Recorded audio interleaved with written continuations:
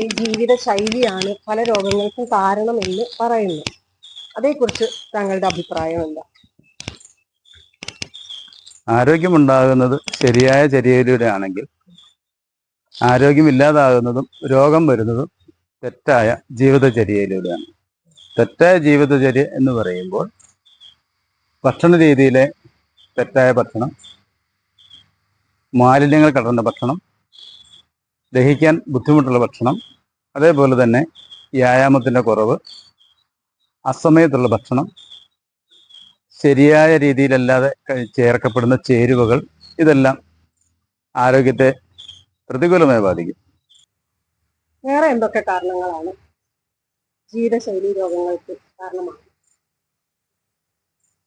ജീവിതശൈലി രോഗങ്ങൾ കാരണമാകുന്ന പ്രധാനമായ ഒരു കാര്യം ദഹന പ്രക്രിയയെ തടസ്സപ്പെടുത്തുന്നതോ പൂർണ്ണ ദഹനത്തിലേക്ക് വരാത്തതോ ദഹിപ്പിച്ച് പുറന്തള്ളാൻ കഴിയാത്ത വിധത്തിൽ ശരീരം ദുർബലമായിരിക്കുന്ന, ദഹന വ്യവസ്ഥ ദുർബലമായിരിക്കുന്ന ഒരു സാഹചര്യവുമാണ്.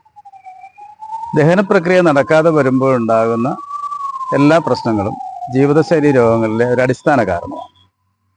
ഭക്ഷണത്തിൽ നമ്മൾ ശ്രദ്ധിക്കേണ്ട കുറേ കാര്യങ്ങൾ നമ്മളെ രോഗികളാക്കി തീർക്കുന്നുണ്ട്.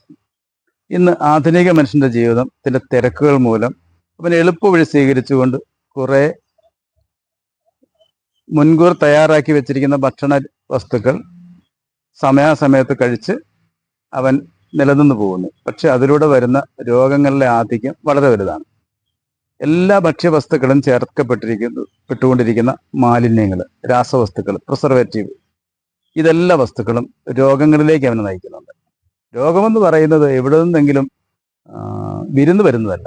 നമ്മൾ വില കൊടുത്ത് വാങ്ങുന്ന രോഗങ്ങളാണ് ഇന്ന് ഭൂരിഭാഗവും മനുഷ്യരെ ഗ്രസിക്കുന്നത്. അതുകൊണ്ട് തന്നെ നമ്മൾ ചെയ്യേണ്ട വസ്തു നമ്മുടെ ഭക്ഷണത്തെ, അല്ലെങ്കിൽ നമ്മുടെ ദഹന പ്രക്രിയയ്ക്ക്, നമ്മുടെ ആരോഗ്യത്തിന് ചേർന്ന ഭക്ഷണത്തെ, നമ്മുടെ കാലാവസ്ഥയ്ക്ക് അനുയോജ്യമായ ഭക്ഷണത്തെ നമ്മൾ തിരഞ്ഞെടുക്കുകയും അത് ആരോഗ്യത്തിന് ചേരുന്ന രീതിയിൽ അതിനെ പാചകം ചെയ്യാനും ഭക്ഷിക്കാനും നമ്മൾ ശ്രദ്ധിച്ചാൽ തന്നെ ജീവിതശൈലി രോഗങ്ങളെ പൂർണ്ണമായിട്ട് നമുക്ക് മാറ്റി നിർത്താനാവും. നമ്മുടെ ശരീരത്തിന് ചേരുന്ന ഭക്ഷണ രീതികൾ എന്ന് പറഞ്ഞു, ഭക്ഷണ വസ്തുക്കൾ എന്ന് പറഞ്ഞു, അതെന്തൊക്കെയാണ്? പറഞ്ഞ രീതിയിലൊന്ന് പറയാമോ? നമ്മുടെ ശരീരത്തിന് അമ്ലകരമായ ഭക്ഷണം കൂടുതൽ പ്രശ്നം ഉണ്ടാക്കും, അസിഡിക് ഫുഡുകൾ. അതിന് പകരം നമ്മൾ ആൽക്കലി ആയിട്ടുള്ള ക്ഷാര സ്വഭാവത്തിലുള്ള ഭക്ഷണങ്ങളാണ് നമ്മൾ അധികവും കഴിക്കേണ്ടത്. പുളിച്ച വസ്തുക്കളിൽ നിന്നും നമ്മൾ മാറ്റിവെക്കണം.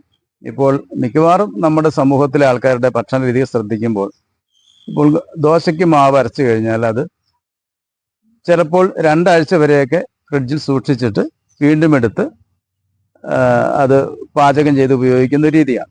എന്ന് പറയുമ്പോൾ അതിൽ തന്നെയുള്ള വലിയ പ്രശ്നം, ആ പുളിപ്പ് ശരീരത്തെ നിരന്തരം അസിഡിക് ഫോർമേഷനിലേക്ക് വരുത്തിക്കൊണ്ടിരിക്കും.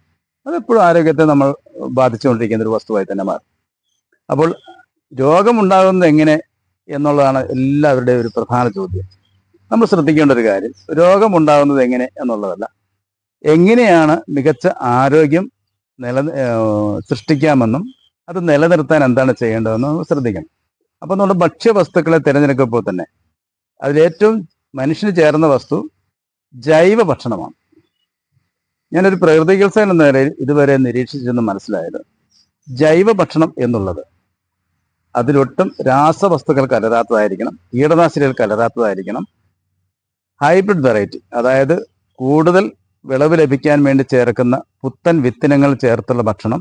അതിൽ വൈറ്റമിനുകളുടെ അളവ് കുറവായിരിക്കും, വേണ്ടത്ര പോഷകങ്ങൾ കുറവായിരിക്കും, അത് കൂടുതൽ കാലം കേടുവരാതിരിക്കുന്നതിൻ്റെ അളവ് കുറവായിരിക്കും. വളരെ വേഗത്തിൽ ഉൽപ്പാദനം വർദ്ധിപ്പിച്ച് ഭക്ഷണമാക്കാൻ ശ്രമിക്കുന്നതിലൂടെ ഇതിൻ്റെ എല്ലാ വസ്തുക്കളും നഷ്ടപ്പെട്ടുകൊണ്ടിരിക്കുകയാണ്. അതിന് പകരം ശരിയായ പ്രകൃതിയുടെ നിയമം അനുസരിച്ച് വളരുന്ന പച്ചക്കറികൾ, ഇലക്കറികൾ, ധാന്യങ്ങൾ, കിഴങ്ങ് വർഗ്ഗങ്ങൾ, അതെല്ലാം കഴിക്കുമ്പോഴാണ് നമുക്ക് ശരിയായ രീതിയിൽ പോഷണം അതിൽ നിലനിർത്താൻ സാധിക്കുക. ഗൃഹവൈദ്യത്തിന്റെ 1ാം പാഠം നമുക്ക് ഇവിടെ അവസാനിപ്പിക്കുന്നു. നമുക്ക് തുടർ പാഠങ്ങളുമായി വീണ്ടും കാണാവുന്നതാണ്. കാണും വരെ നമസ്കാരം.